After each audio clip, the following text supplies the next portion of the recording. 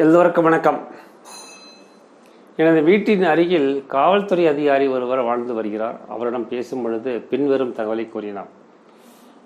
இப்பொழுது எங்களுக்கு தலையாய தலைவலி எது என்றால் போதைப் பொருள். பல இளம் மாணவர்கள், பள்ளி மாணவர்கள், கல்லூரி மாணவர்கள் அடிமையாவது இந்த போதைப் பொருளை. இதை எப்படி கட்டுப்படுத்துவது என்று எங்களுக்கு சரியாக தெரியாமல் மிகவும் கஷ்டப்படுகிறோம்.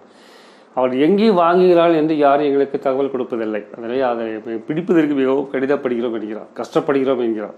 இந்த போதைப் பொருளுக்கு எப்படிப்பட்ட குழந்தைகள் அடிமையாகின்றன என்று பார்க்கலாம்.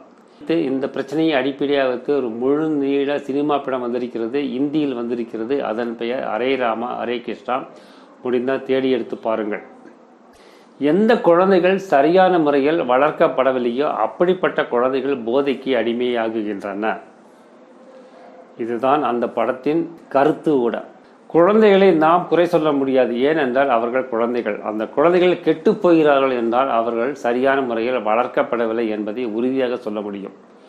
எப்படிப்பட்ட குழந்தைகள் போதைக்கு அடிமையாகுகின்றன என்று பார்த்தால், சரியான அன்பு, அரவணைப்பு, கவனிப்பு, ஆதரவு இல்லாத குழந்தைகள் இந்த மாதிரி போதைக்கு அடிமையாக வாய்ப்பு மிக மிக அதிகம். உடனும் அரவணைப்புடனும் ஆதரவுடனும் வளர்க்கப்பட குழந்தைகள் மனதளவில் மிகவும் தைரியமாக இருப்பார்கள், சந்தோஷமாக இருப்பார்கள்.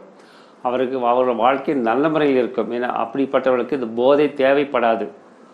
அந்த போதையினால் கிடைக்கும் அந்த சுகமோ ஒரு இதுவும் கிடைக்காது. ஆனால் அப்படி வளர்க்கப்பட முடியாத குழந்தைகள் மனதளவில் மிகவும் பலவீனமாக இருப்பார்கள், சந்தோஷமாக இருக்க மாட்டார்கள், வருத்தத்துடன் இருப்பார்கள், துக்கத்துடன் இருப்பார்கள்.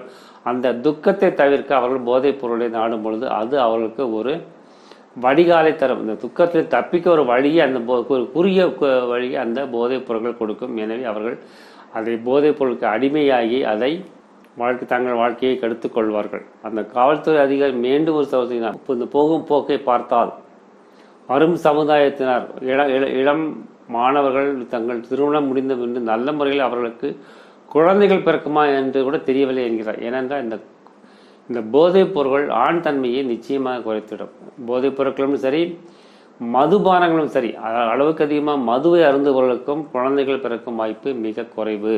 எனவே இந்தியாவின் ஜனத்தொகையை குறைப்பதற்கு இது ஆண்டவனாக ஏற்படுத்திவிட்ட வழியா என்று கூட யோசிக்க வேண்டியிருக்கிறது. நமது மந்திரம் அன்பே சிவம். அன்புடன் வாழ்வோம், கடமையை செய்வோம், இந்த நொடியில் வாழ்வோம், எல்லோருக்கும் உதவி செய்வோம். எல்லாம் சிவமயம். நன்றி, வணக்கம்.